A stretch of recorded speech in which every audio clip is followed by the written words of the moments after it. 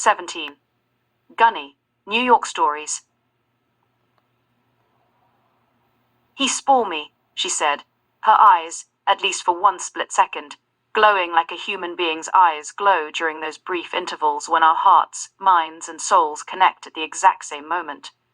"Do he?" the girl beside her said as she spilled a handful of sliced lettuce on yet another burger and stuffed it into the microwave. "Girl, like you wouldn't believe." "Franny, Lakisha, quit yakking and hurry up with those orders."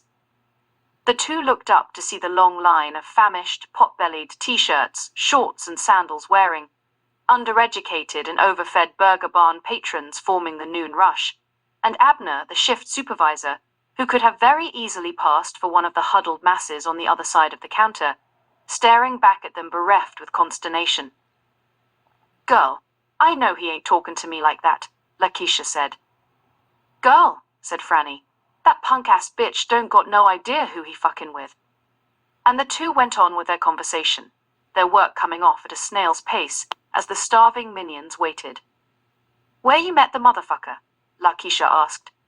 "The Winn-Dixie over on a 1A. He worked there. He a veteran. He was in the war and got a medal to prove it. He took me to the VFW, and we had beers and sandwiches and everything." Lakisha said with a lick of her lips. "You done caught you one." Franny agreed. "And he fine then, a motherfucker." "Ladies," Abner yelled from the front lines, "any day now." Franny looked up at Abner, her lips poised to launch whatever vitriolic collection of hate-filled words her mentally, physically, spiritually bankrupt soul might muster. But before the first arrow in her quiver was launched, she looked up to see Winn-Dixie Dick, a.k.a. Dick Beck, aforementioned war hero. Beer and sandwich, buying and win, Dixie working fine as a motherfucker, spoiler of Franny, standing there in the flesh. "Oh my God," she said to Lakisha. "There he go now. That's my motherfucker right there. That Dick." He stood there smiling at her. A long, skinny old geezer with a ball cap that said, "Korean War Veteran" across the crown, and a big, broad smile that showcased the straightest, showiest, snowiest set of man-made chompers the Sunshine State had ever seen. "Dick," Franny yelled. "Oh my God, Dick. You spoil me. You show as hell do, coming all the way here." "Franny, Lakisha, quit gabbing and get moving." "I mean it," Abner yelled as he was coming toward them. Franny had a spatula in her hand, a hot one.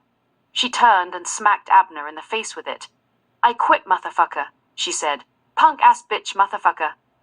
And as Abner screamed and raced for the sink to wipe boiling hot cooking grease off of his face, Franny pulled off her burger barn apron and her burger barn cap, snarled at the starving minions on the other side of the counter and screamed, "Fuck all you bitches too," as she stormed out the door. She stood in the parking lot with her hands on her hips waiting for her knight in shining armor to follow. He was old, so it took a few minutes. Finally he arrived. "Dick," she said, "what the fuck I'm supposed to do now? I ain't got no job now, Dick. How I'm gonna pay for my room? That old bitch ain't hearing it. She hate me 'cause my past. I'm trash. Never mind, she trash too. She hate me and she want me out, and now she got her chance. What I'm supposed to do, Dick? Where I'ma go?"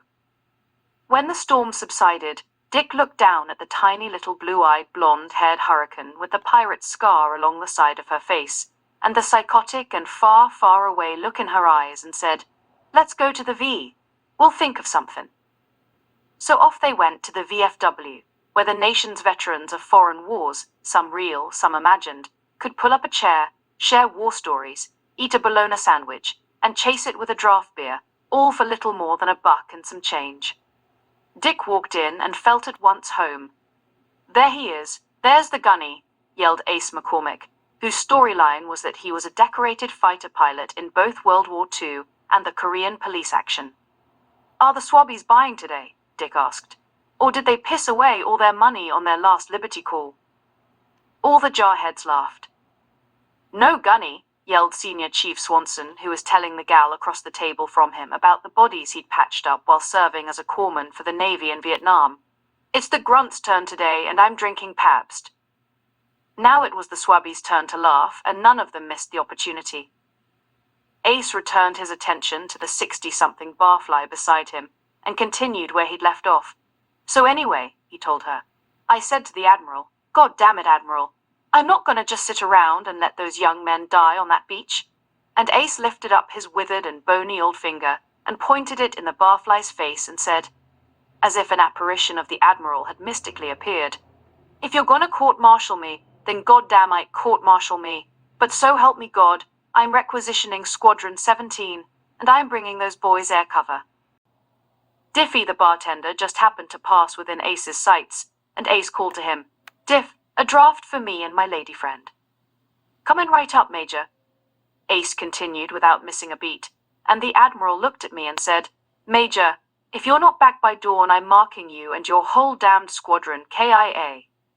Gunny Beck sat down with Franny one table over from Ace and his one-woman audience. Lemme guess, he said before Ace could say another word.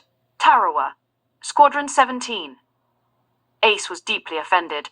He said, Beck, when you were shitting in your diapers, I was on the front lines fighting to keep this country free. Now do you want to shut your trap, or do I have to take you out to the woodshed again?